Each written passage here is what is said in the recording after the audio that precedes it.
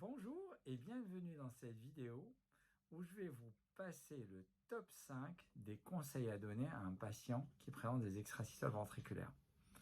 Ça reflète un petit peu ce que je dis à mes patients lorsque je les vois en consultation. Avant d'aller plus loin, merci de vous abonner à la page, d'activer les notifications et de mettre un pouce bleu à cette vidéo qui permettra à l'algorithme de YouTube de nous reconnaître. Merci beaucoup.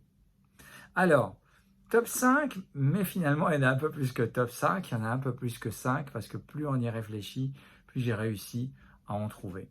Effectivement, les patients qui ont des extrasystoles ventriculaires, la plupart, on ne va pas leur proposer un traitement médicamenteux. Mais comme ils ressentent leurs extrasystoles, on a un certain nombre de conseils que nous, docteurs, on est amenés à leur donner. Premièrement, les extrasystoles génèrent l'anxiété. L'anxiété aggrave les extrasystoles. Donc la première chose, c'est de rassurer le patient et que si un certain nombre de facteurs ont été vérifiés en termes d'éléments de gravité, on rassure le patient en termes de pronostic. Concernant les éléments de gravité et la checklist, je vous invite à aller voir une des vidéos à venir qui va traiter cela. Alors on vérifie l'alimentation. Est-ce qu'il boit plus de 5 cafés par jour? Est-ce que c'est un gros buveur de soda? Est-ce qu'il prend certaines boissons excitantes, connues, comme Red, etc. Donc toutes ces boissons excitantes, on lui conseille de les réduire. Ces excitants, de les réduire.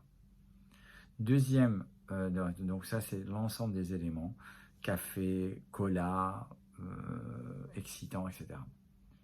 Arrêter de fumer est un élément important également, notamment en termes de protection cardiovasculaire. Alors, un autre conseil très important que je donne aux patients, c'est celui d'avoir une activité physique régulière et d'avoir une pratique sportive, notamment dans l'après-midi, et notamment parce que c'est le soir, souvent, que ces extrasystoles s'aggravent. Pourquoi? Premièrement, parce que lorsque vous faites une activité physique, votre condition cardiovasculaire s'améliore.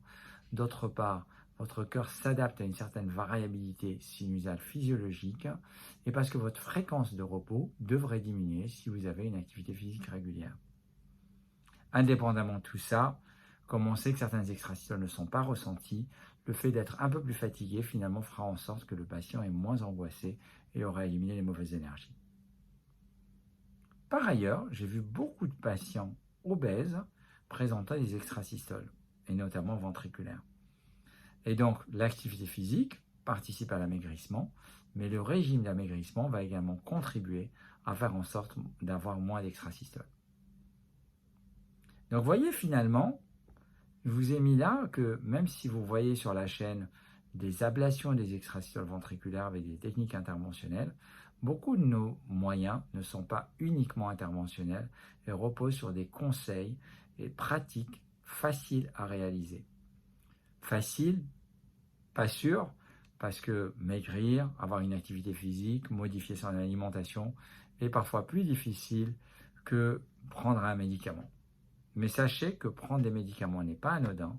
Et si c'est un sujet jeune, on sait que le plus souvent, ce traitement, on aura du mal à le maintenir au long cours, à moins que cela ne soit nécessaire. Bien entendu, quelqu'un qui a des extrasystoles ventriculaires doit consulter son médecin pour vérifier si les extrasystoles justifient ou pas d'un traitement médicamenteux, voire plus, et évaluer l'état cardiaque avant simplement pour savoir quels sont les risques liés à ces extrasystoles. Certaines vidéos vont parler du risque lié aux extrasystoles ventriculaires. J'espère que cette courte vidéo vous a intéressé. Mettez-moi un gros pouce bleu pour montrer qu'elle vous a intéressé. Pensez à activer les notifications pour ne pas rater les prochains lives. Et à très bientôt. Ciao, ciao.